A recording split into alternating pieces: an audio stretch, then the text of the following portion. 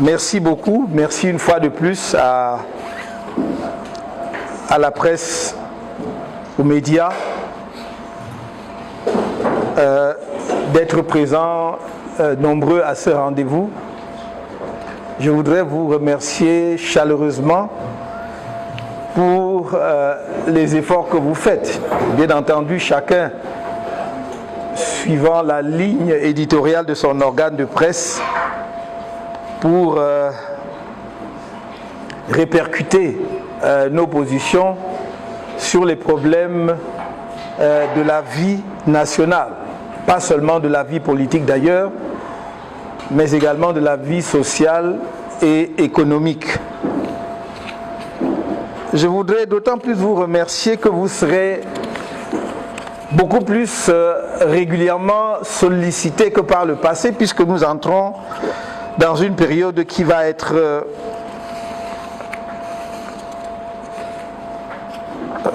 particulièrement chargée, où l'information des Camerounais sera déterminante dans les choix qui vont s'opérer dans les mois qui viennent, choix d'autant plus importants que nous pensons qu'ils pèseront de façon significative sur le devenir de notre pays. Je voudrais remercier les membres du directoire, ceux des membres du directoire qui font toujours l'effort d'être présents en pareilles circonstances, et adresser également mes remerciements aux militants, mais également aux sympathisants et aux personnalités de tous ordres présents dans cette salle.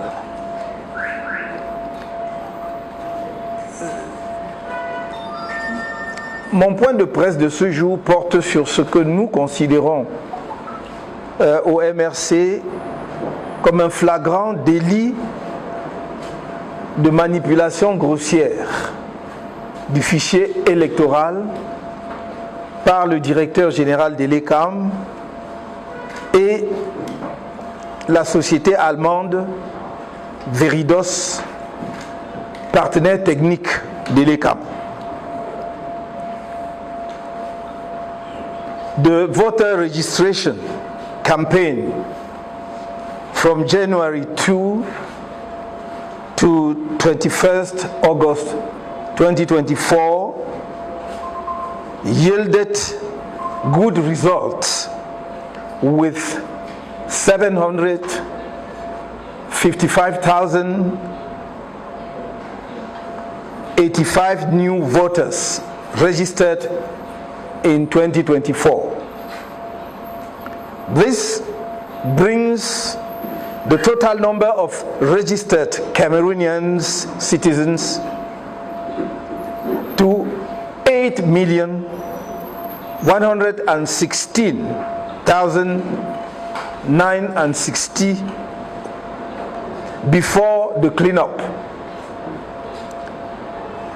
These unprecedented figures are a real reason for encouragement, and we expressed our appreciation in a congratulatory message to the Cameroonian people on the 1st of September.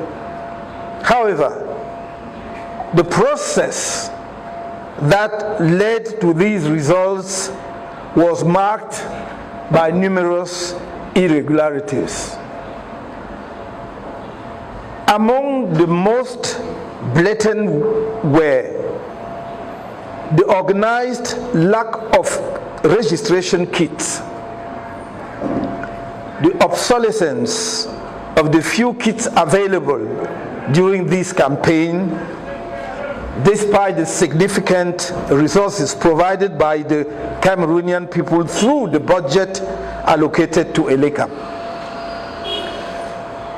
The clear violation of legal provisions governing the conditions for registration on the electoral list in Cameroon and abroad.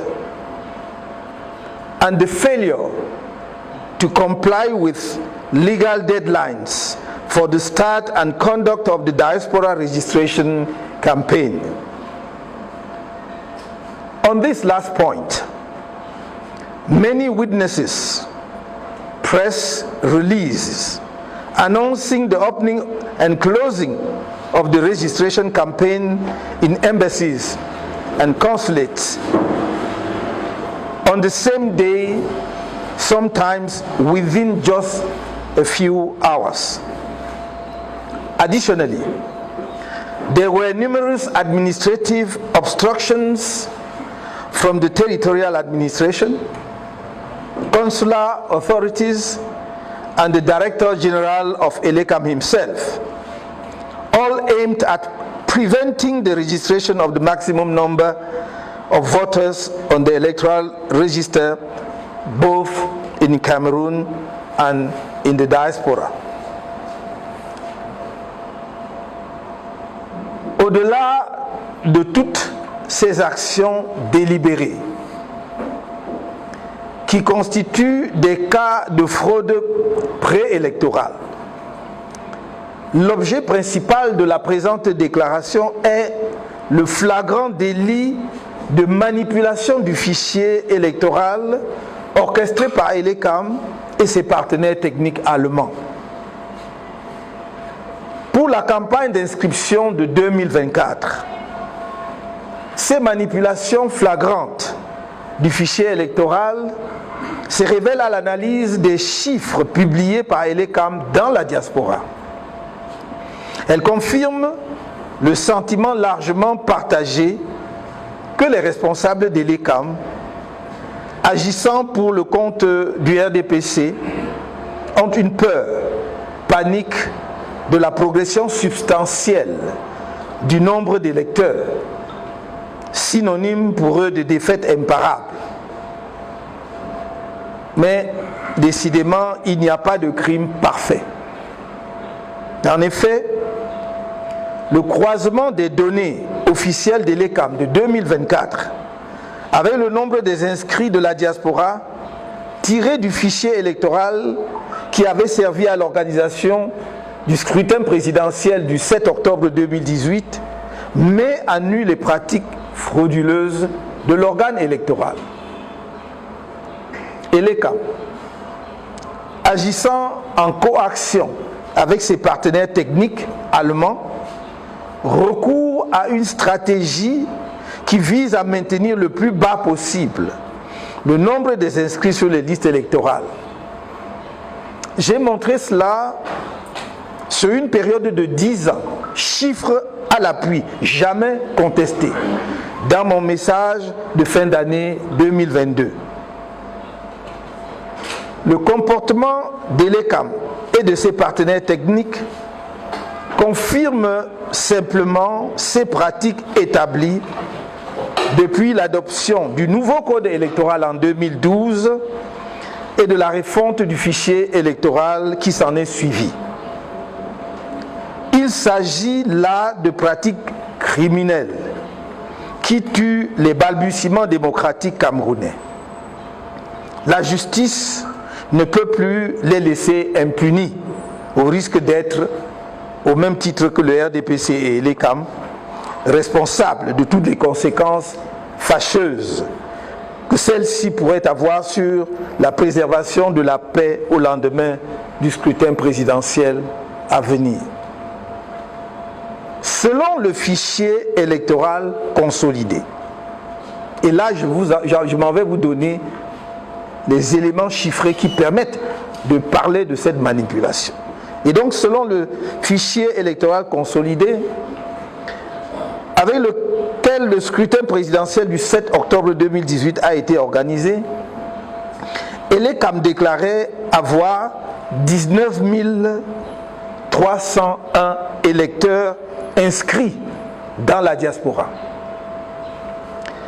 Seulement en janvier 2024, soit 5 campagnes d'inscription successives sur les listes électorales plus tard, ELECAM a annoncé le chiffre de 18 937 électeurs inscrits dans la diaspora, comme il ressort de son communiqué numéro 0001-CRP-ELECAM-DGE du 10 janvier 2024 relatif aux statistiques d'inscription des électeurs au terme de la révision des listes électorales de l'année 2023, signé du directeur général de l'ELECAM lui-même. Autrement dit, selon le directeur général de l'ELECAM, le nombre d'inscrits dans la diaspora, au lieu de croître, a plutôt diminué de 364 électeurs après 5 ans. On aurait pu imaginer qu'il y a eu une cascade de décès au sein de la diaspora camerounaise ou un retour massif de nos compatriotes au pays au cours de la période considérée. Mais aucune donnée statistique ne va dans ce sens. En tout état de cause, la disparition de 364 électeurs de la diaspora en 5 ans est simplement impossible, car même par la pirouette magique du toilettage, il aurait fallu qu'il y ait eu au préalable ouverture des inscriptions dans la diaspora au cours de cette période pour offrir l'opportunité d'une refonte. Or, depuis la clôture des inscriptions du 31 août 2018, il n'y a plus eu d'inscription en diaspora avant la brève et laborieuse campagne d'inscription de 2024. Quels sont donc les éléments qui ont permis à ELECAM de faire les ajustements pour arriver effectivement à un résultat qui nous permet de constater qu'il y a 364 électeurs de la diaspora qui auraient disparu entre-temps. According to various sources, including data from the Ministry of External Relations, the Cameroonian diaspora is estimated to be around 6 million people. It is well known that the ruling regime fear Cameroonians living abroad, as evidence, despite the numerous declarations by various officials and CPDM executives stigmatizing the diaspora, and despite public commitment made by the President of the Republic during an official visit to France in July 2009.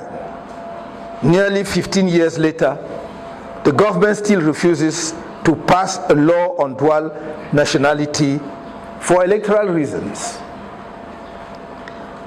Le flagrant délit de manipulation du fichier électoral ici dénoncé ravive le souvenir douloureux et d'un épisode que vous connaissez bien, celui des faux procès verbaux du scrutin présidentiel du 7 octobre 2018 et celui rocambolesque de la victoire du candidat du RDPC à ce scrutin avec un suffrage dit valablement exprimé de 100,48%. Ainsi donc, une fois de plus, ELECAM ait pris la main dans le sac. Je le dis et je le répète, il ne pouvait y avoir modification compréhensible, légale, du nombre des électeurs dans la diaspora que s'il y avait eu ouverture des inscriptions, refonte des listes permettant peut-être de constater des décès ou des gens qui ont changé de lieu de résidence. Il n'y en a pas eu de 2018 à 2019. Donc, dans tous les cas, on aurait dû, au début de 2024, lorsque ELECAM donnait les chiffres des inscrits à la diaspora, redonner les chiffres de 2018. Il n'y avait aucune raison, effectivement, que ces chiffres changent. Il faudra garder une vigilance absolue.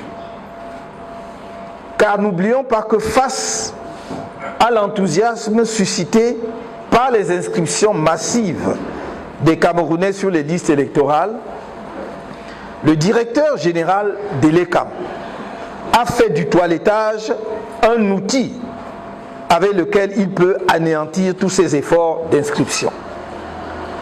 Il déclarait à cet effet, à la fin du premier trimestre de cette année, qu'on peut, je cite, avoir par exemple 200 000 inscrits et qu'après le toilettage, il n'en reste plus que 50 000. Fin de citation. Voyez l'ampleur de l'écart qu'il se permettait de suggérer alors. 200 000 inscrits, après toilettage, il n'en reste que 50 000. Il aurait pu dire, après toilettage, il n'en reste que 150 000, parce que le toilettage après, ça veut dire que la base est sûre. On voit simplement des décès, les doublons, etc. Mais ça peut pas être, le toilettage ne peut pas enlever les 3/4 des inscrits. Rien n'est anodin. Et c'est notre devoir de vigilance en tant que parti politique d'être attentif à tout ce qui se fait sur la scène politique. Je vous rappelle que la constitution de notre pays, c'est elle-même qui dit que les partis et formations politiques concourent à l'expression du suffrage. C'est donc notre devoir, tout à fait légal et je dirais mieux constitutionnel, d'être vigilant sur la manière dont on confectionne les listes électorales, sur la manière dont se déroule le processus électoral et sur la manière dont on proclame les résultats des élections. Car selon cette doctrine, passez-moi le terme diabolique, les quelques 8 116 960 électeurs inscrits avant toilettage, annoncés par le directeur général de l'ECAM fin août 2024, pourraient fondre après toilettage et repasser sous la barre de 8 millions par la volonté cynique des responsables de l'ECAM, dont l'objectif est, comme je vous l'ai dit à plusieurs reprises, de bloquer le corps électoral camerounais dans une fourchette allant de 7 millions à 8 millions, et pas plus. Il faut que les Camerounais en soient conscients. Vous avez vu tout ce qui a été déployé pour les empêcher de s'inscrire. C'est le seul pays au monde où un tel phénomène a pu se produire. Partout ailleurs, on se réjouit de l'intérêt des populations à s'inscrire sur les listes électorales si l'on veut effectivement qu'il y ait un jeu démocratique. Chez nous, on a multiplié les obstacles. Cela devrait interpeller tout le monde. Je dis donc vigilance, vigilance, vigilance. Les manipulations grossières et condamnables du fichier électoral expliquent pourquoi le directeur général de l'ECAM refuse obstinément de rendre publique la liste électorale nationale des électeurs inscrits comme le lui prescrit l'article 80 du Code électoral. Suivant l'article 80, il a l'obligation, à la fin de chaque année, c'est-à-dire au mois de décembre, de publier la liste de tous les électeurs inscrits. Ce n'est pas des listes partielles, ce ne sont pas des listes que l'on publie seulement dans les antennes, c'est une liste qui doit être exhaustive sur le site de l'ECAM afin de permettre à chaque Camerounais de vérifier. Par exemple, s'il y a des erreurs sur son nom, si son nom manque, ou si effectivement on a maintenu un décès, quelqu'un qui est décédé, pardon, alors qu'il est décédé. C'est ça qui contribue à faire un bon toilettage, effectivement, de la liste électorale. Mais le directeur général de l'ECAM, comme s'il en faisait une affaire personnelle, refuse obstinément de respecter la loi. Nous avons dit ici à plusieurs reprises, et j'ai entendu un ministre dire qu'ils sont là pour qu'on respecte la loi. Nous le voudrions. Nous souhaitons justement que le gouvernement respecte la loi, que le gouvernement appelle les uns et les autres à respecter les lois, que l'Assemblée nationale se permet de voter au nom de tous les Camerounais. Et là, nous avons un cas patent. Nous avons demandé depuis 10 ans la révision du code électoral à cause justement des défectuosités, des insuffisances. On ne l'a jamais accordé. Mais même ce qui existe dans le code électoral n'est pas respecté. Il faudrait que les Camerounais en soient conscients, que nous en prenions acte. Il ne s'agit pas de je ne sais quelle agitation, mais il s'agit des faits vérifiables. Chacun de vous, j'ai donné l'article, peut lire l'article 80 du code électoral. Ces manipulations grossières et condamnables du fichier électoral enlèvent à Elekam, et notamment à ses principaux dirigeants, toute crédibilité et par conséquent l'autorité morale pour conduire sans soupçon le scrutin présidentiel à venir. C'est l'occasion pour moi d'interroger publiquement le rôle historique joué par la société allemande. Parce qu'il y a eu deux. La première, c'est Giesecke et De Vries. Pardonnez ma prononciation, même si j'ai fait des études d'allemand dans une précédente vie, cela remonte à très longtemps. Donc, c'est l'occasion donc de nous interroger publiquement sur le rôle historique trouble joué par la société allemande, Giesecke et De Vries, qui avait gagné en avril 2012 le marché de la biométrisation du fichier électoral à près de 8 milliards de francs CFA pour finalement ne faire que l'informatisation des listes électorales. Parce qu'il s'agissait de mettre en place au Cameroun la biométrie. La biométrie, ce n'est pas simplement de faire l'informatisation, c'est-à-dire on prend des jeunes pour saisir sur une liste et avoir une base de données. Non, la biométrisation, ça va jusqu'au vote. Et que vous votez, vous mettez votre empreinte. C'est cette machine-là qui vous identifie parce que l'empreinte, au moins à 99%, on dit que les empreintes ne peuvent pas se ressembler. Mais voilà, on a payé 8 milliards pour un travail simple d'informatisation. On aurait pu donner un peu plus de travail aux secrétaires camerounais. Elles auraient effectivement fait le même travail. Je rappelle que ce marché avait été passé dans des conditions suspectes qui avaient attiré l'attention de certains parlementaires allemands. Et je vous renvoie sur le site. Vous pouvez taper 2012 biométrie au Cameroun, société allemande, vous allez trouver. Vous allez avoir tout le dossier et les mois que ça avait suscité même en Allemagne. Parce qu'à l'époque, on avait même soupçonné un secrétaire d'État allemand d'être également impliqué et d'avoir fait jouer en fait son influence.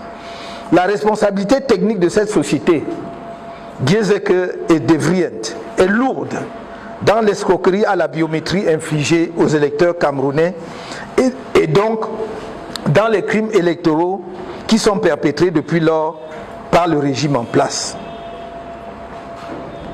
Une autre société allemande, Veridos, est depuis 2015 en charge de la fourniture des équipements pour la sécurisation des données constitutives du fichier électoral, de la fameuse et très suspecte opération de toilettage avec laquelle Elekam fraude et de la très délicate opération de production des cartes d'électeurs.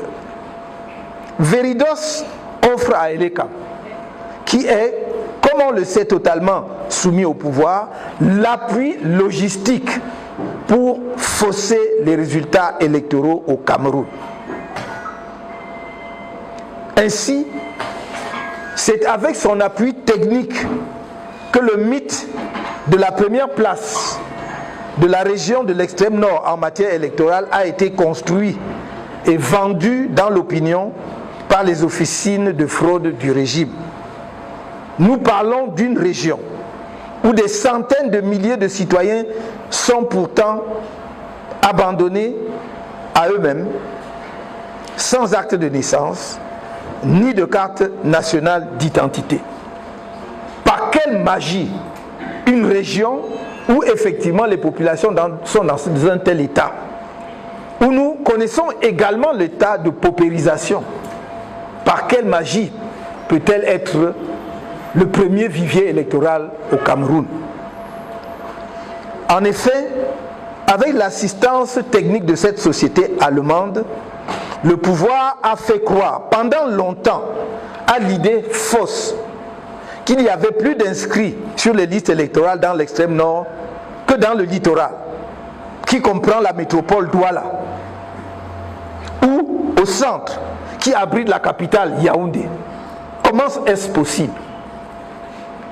toutes les statistiques, les chiffres officiels, que ce soit ceux de l'Institut national de la statistique ou d'autres sources, indiquent que Douala doit être à plus de 4 millions d'habitants.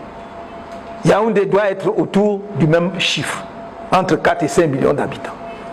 Comment donc la région de l'extrême nord, toute seule, peut-elle avoir la majorité des électeurs, en tout cas le plus grand nombre d'électeurs au Cameroun dans ces conditions? Admettons quand même qu'il y a plus de personnes détentrices de leur acte de naissance dans le littoral et dans le centre qu'à l'extrême nord. Admettons quand même qu'il y a plus de citoyens camerounais scolarisés dans le centre et le littoral que dans l'extrême nord, et qui peuvent donc faire les démarches nécessaires même pour leur inscription. Il faut donc que nous fassions tomber ce mythe. Il faut donc que nous tuions ce mythe pour que les élections au Cameroun reflètent enfin le corps électoral qui existe sur notre territoire. Je pense que si l'on veut que la démocratie vive au Cameroun, il faut commencer par là. Je ne vais pas ici faire des développements sur le recensement au Cameroun. Ce sera un jour l'occasion, peut-être d'un autre point de presse. Un audit du fichier électoral s'impose, en tout cas, si nous voulons organiser des élections présidentielles transparentes et apaisées en 2025. J'ai dit audit du fichier électoral. Je n'ai pas dit recensement, parce qu'on me dira il n'y a pas le temps. On me dira ça coûte de l'argent. L'audit du fichier électoral est très simple, très rapide à faire, et ça peut se faire en une semaine comme en un mois maximum. Nous sommes encore en 2024. Les élections n'auront lieu qu'en 2025. Nous avons le temps de le faire. Et d'ailleurs, dans cet audit doit être intégrée l'obligation, la prescription légale au directeur général de l'ECAM de publier la liste de tous les électeurs inscrits au Cameroun. Les deux sociétés allemandes impliquées dans les crimes électoraux et les crimes contre la démocratie ne sont assurément pas les meilleures ambassadrices de la démocratie allemande au Cameroun. Pour le peuple camerounais, en lutte pour se libérer par les urnes et dans la paix, de l'une des dictatures les plus féroces que notre continent abrite encore, ces deux sociétés allemandes, Gierseke et De Vries d'une part et Veridos d'autre part, sont pleinement comptables du martyre du peuple camerounais et devront en répondre. Le gouvernement allemand ne peut plus rester indifférent face aux activités criminelles de ces deux sociétés au Cameroun sans en porter une part de responsabilité. Par ailleurs, les honorables membres du Conseil constitutionnel, dont le rôle est justement de veiller à la régularité du processus électoral, doivent, pour leur part, tirer toutes les conséquences de droit de cette forfaiture criminelle de l'ECAM. Pour sa part, le président de la République en fonction, qui nomme les responsables de l'ECAM, doit, dans un effort non partisan, tirer toutes les conséquences politiques de ces faits criminels qui trahissent l'intention claire de voler, comme en 1992 et en 2018, la victoire électorale au peuple camerounais, même si on est conscient qu'il pourrait en être un des bénéficiaires potentiels.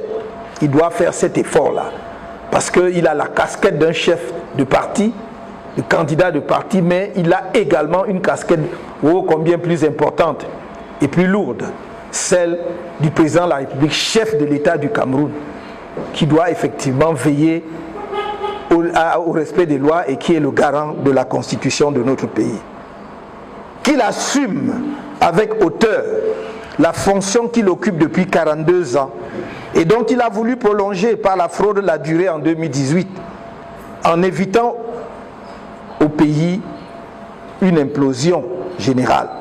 Oui, c'est maintenant qu'il doit agir pour arrêter ce mauvais vent que font souffler sur notre pays à l'approche du prochain scrutin présidentiel les instances dirigeantes de l'ECAM et leurs partenaires techniques allemands, à savoir Giesecke et De Vries d'une part et Veridos d'autre part.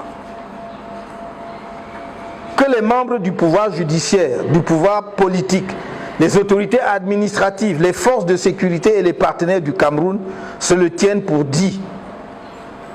Les Camerounais écrasés par une gestion insouciante et irresponsable de plus de 4 décennies sont désespérés du régime et en colère contre lui. Ils ne le laisseront plus jamais. Ils ne laisseront plus jamais la fraude électorale leur être imposée par leurs dirigeants. Les partenaires du Cameroun, notamment les autorités allemandes, doivent se sentir interpellés dès à présent par cette déclaration que nous faisons au nom du peuple camerounais, que l'on fait tout pour pousser à bout. C'est vraiment l'impression et le sentiment que l'on a aujourd'hui. Parce que si l'on prive un peuple d'inscription sur les listes électorales, si l'on force les élections avant même le jour des élections, c'est que l'on veut pousser à bout un peuple. Ceux qui se livrent à ce jeu, seuls savent ce qu'ils visent et quels sont leurs objectifs. Mais nous avons toujours prôné, nous, le changement au Cameroun dans la paix et par les urnes. Le changement par les urnes et dans la paix. Conjuguez ça à tous les temps. Tournez la phrase dans tous les sens. Vous aurez le même résultat. Changement dans la paix et par les urnes. Changement par les urnes et dans la paix. C'est ce que nous préconisons. Et cela ne peut se faire qu'avec le respect des règles électorales. Les partenaires du Cameroun, je viens de le dire, ne doivent pas contribuer à cette manœuvre qui vise à pousser le peuple camerounais à bout. Nul ne pourra prétendre n'avoir pas été alerté de ces crimes électoraux pouvant déboucher sur des violences post-électorales au regard de la détermination du peuple camerounais à tourner la page dans les urnes et par la paix, dans les urnes et dans la paix, d'un régime qui l'a réduit à l'ombre de lui-même. Je m'en voudrais de terminer cette déclaration sans féliciter une nouvelle fois les dynamiques et courageuses équipes du MRC, mais aussi les militants d'autres partis politiques, les organisations de la société civile, les autorités religieuses, les médias et les personnalités diverses qui ont bravé les nombreux obstacles dressés sur le chemin pour mobiliser les Camerounais d'ici et de l'étranger afin d'obtenir les résultats extraordinaires que nous avons atteints cette année en matière d'inscription sur les listes électorales. Il me plaît également de saluer le dévouement des personnels de terrain de l'ECAM, eux qui, déployés souvent sans le soutien logistique adéquat, malgré les budgets importants de l'ECAM, ont contribué activement à l'atteinte des résultats qui sont aujourd'hui célébrés grâce à leur sens républicain et démocratique. J'adresse une fois de plus mes chaleureuses félicitations aux Camerounais de toutes les régions de notre pays et de toutes les conditions sociales qui se sont levés en masse pour se donner les moyens de participer au choix des dirigeants de leur pays en devenant des électeurs. Ces félicitations vont en particulier aux jeunes, dont la mobilisation sans précédent est un vrai motif de fierté pour leur prise de conscience de la responsabilité historique qui sera la leur lors du scrutin à venir. Leur sursaut citoyen est une source d'espoir pour l'avenir politique de notre pays.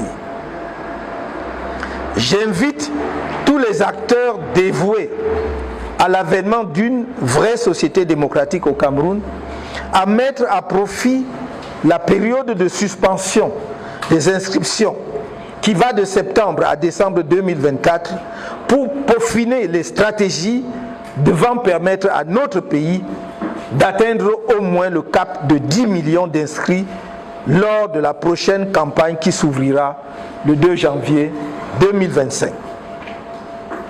Vive le Cameroun! Je vous remercie.